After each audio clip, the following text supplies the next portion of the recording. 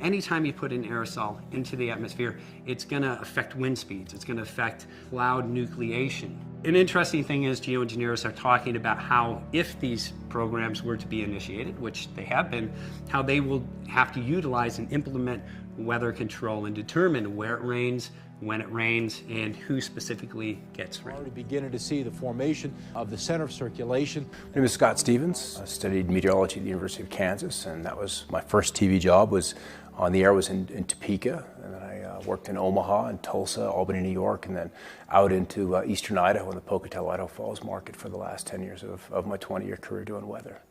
It wasn't until about 2005 when I got deep into the weather modification aspect of this story of geoengineering. One of the parts of the program that is very important, that plays into the chemtrails, is the precision of these actions in the atmosphere. These chemtrails are absolutely required, so they introduce the right energy at the right location for the right length of time. These trails are wires in the sky.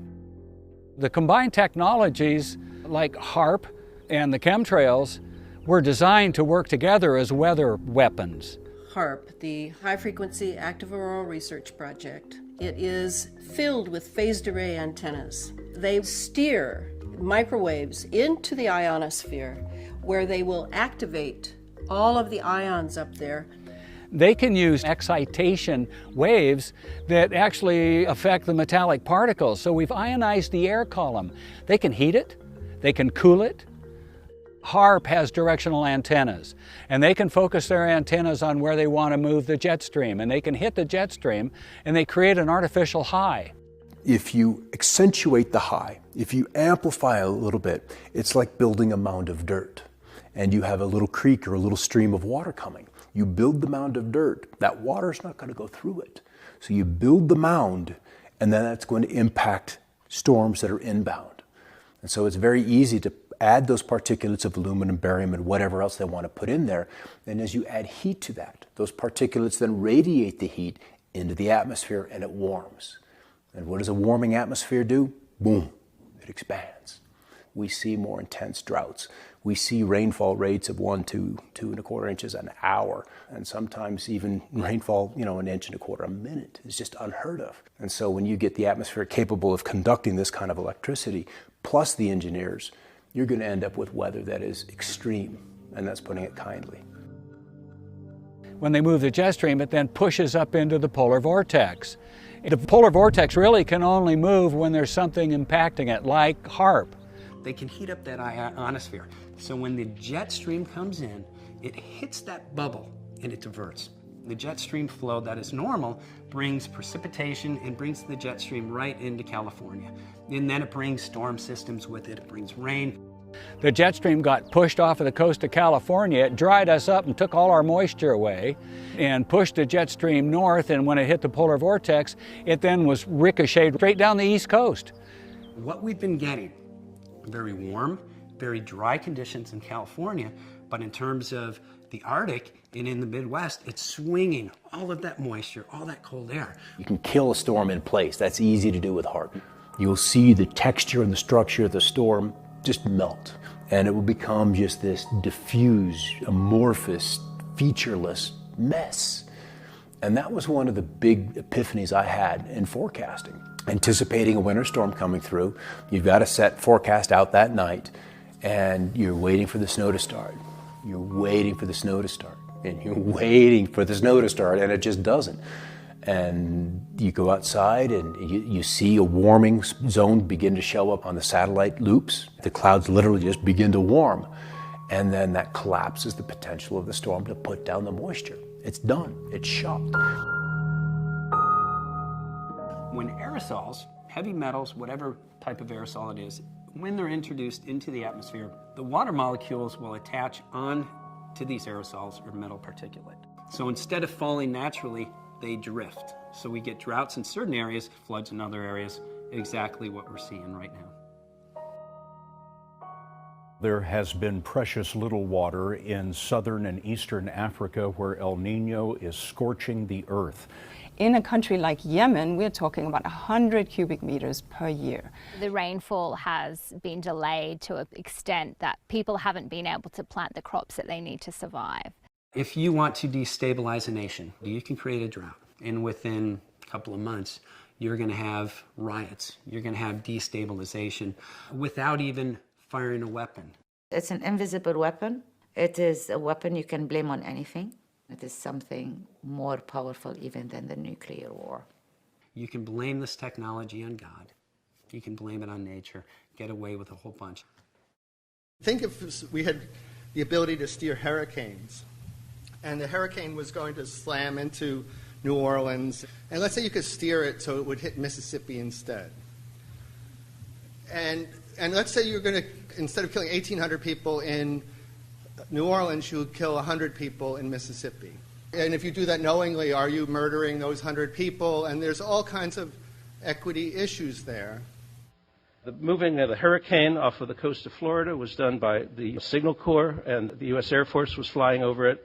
They thought it was heading out into the Atlantic, and so they dumped dry ice into it. It turned into the coast very quickly. It made a detour and pretty much wiped out Savannah, Georgia. It will be through an active act directly harming people who otherwise wouldn't have been harmed. In this model simulation, there is a reduction in precipitation in this model and in other models in the monsoon region around India. This is obviously a cause for concern because many people live there and depend on that for agriculture. It could change precipitation patterns, change weather patterns in undesirable ways, and there would be winners and losers.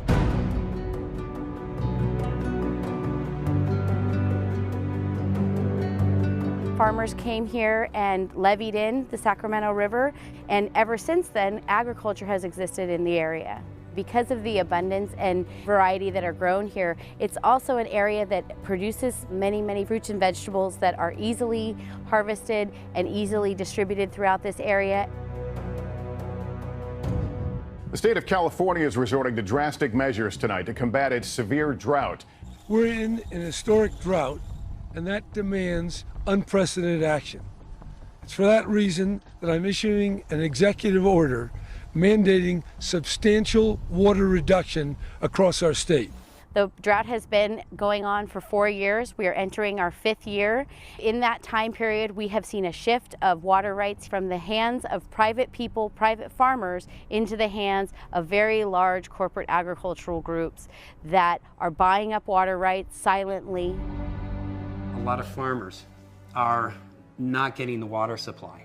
Right now, Jerry Brown, the California governor, he's called for a state of emergency in California. And what that does, it gives him the legal right to take any land, and it also gives them the excuse to come in with corporations and corporatize the water.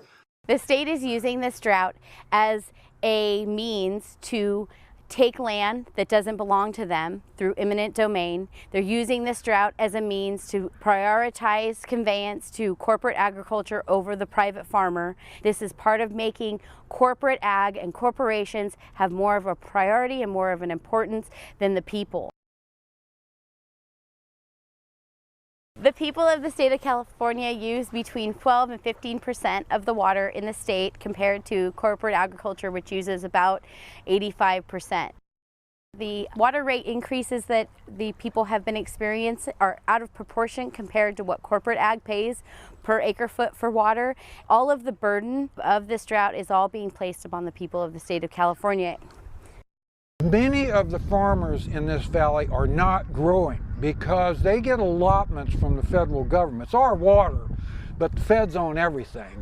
To grow food. What happens then?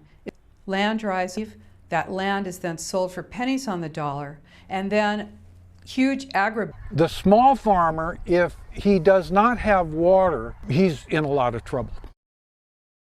The people of the state of California will suffer through restrictions on locally grown fruits and vegetables, higher water rates, and above all, a loss of the public right to water. And that right is being eroded every single time a drought emergency is called. Water is definitely the next oil. Water is definitely going to be the battleground for the next 20 to 50 years. And if we don't get our priorities straight, it will be the consumer, the private person, the public who will be the one suffering. If in fact this drought is being caused by man and is not